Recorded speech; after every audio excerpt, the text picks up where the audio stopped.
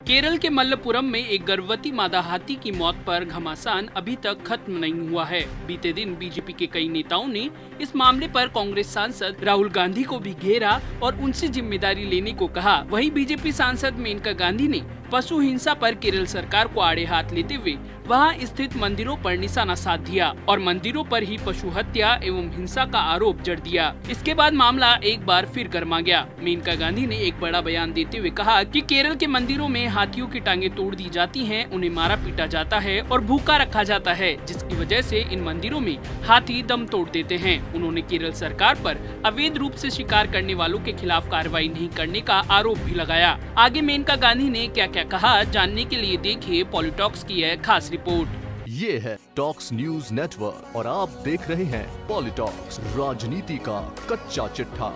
गौरतलब है कि केरल के पलक्कड़ जिले के मल्लपुरम गांव से इंसानियत को झकझोर देने वाली तस्वीर सामने आई। गांव में खाने की तलाश में एक गर्भवती हथनी आई, जहां कुछ शरारती तत्वों ने एक अनानास में पटाखे छिपाकर हथनी को खिला दिया। जैसे ही हथनी ने फल खाया, उसके मुंह में फटाके फूट पड़े, जिससे उसका मुंह और जबड़ा पूरी तरह से जख्मी हो गया। इन जख्मों की वजह से उसका खाना पीना बंद हो गया था और वो दर्द और भूख की वजह से बुरी तरह तड़पते हुए गांव में इधर उधर भटकती रही। मादा हाथी जैसे तैसे वहां स्थित वेलियार नदी तक जा पहुंची और नदी में 3 दिन तक खड़ी रही। वहीं उसकी मौत हो गई और उसके पेट में पल रहे बच्चे की भी। मामले में एक किसान की गिरफ्तारी भी हुई है। इस मामले पर पूर्व केंद्रीय मंत्री और पशु पक्षियों के अधिकारों की लड़ाई लड़ने वाली बीजेपी सांसद मेनका गांधी ने शुक्रवार को कहा कि केरल की सरकार और वहां के वन्यजीव विभाग भगवान भरोसे है। मैं अमूमन हर सप्ताह केरल के वन विभाग के अधिकारियों से किसी न किसी हाथी के बारे में बात करती हूँ, पर वे कोई कार्रवाई नहीं करते।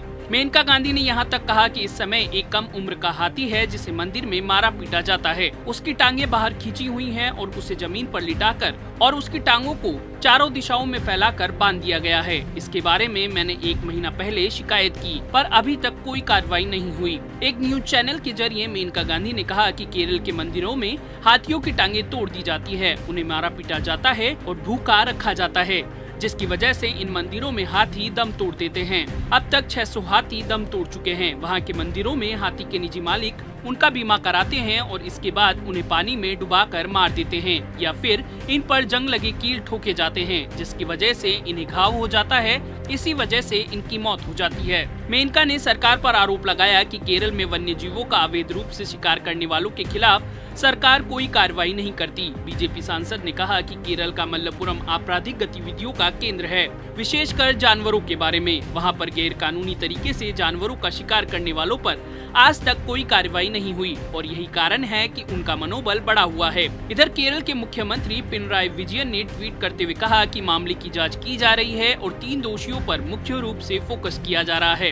हाथी की मौत के लिए जिम्मेदार व्यक्तियों को बख्शा नहीं जाएगा। पुलिस और वन विभाग संयुक्त रूप से इस मामले की जांच करेगा। हमें ये देखकर दुख हुआ कि कुछ लोग इस दुखद घटना की आड़ में घृणा का अभियान चला रहे हैं। गलत तथ्यों और झूठ के आधार पर सच को मिटाने की कोशिश की जा रही है। कुछ ने तो धर्मांधता को भी इसमें घसीट लिया है।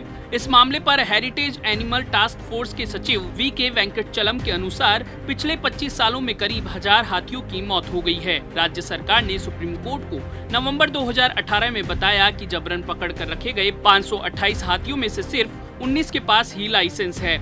इससे यह साबित होता है कि इनमें से अधिकांश हाथी अन्य राज्यों से चुरा कर लाए गए हैं। 30 युवा हाथी जिनकी उम्र 10 से 50 साल है मारे जा चुके हैं। पॉलिटॉक्स ब्यूरो, दिल्ली। ये है टॉक्स न्यूज नेटवर्क और आप देख रहे हैं पॉलिटॉक्स, राजनीति का कच्चा चिट्ठा।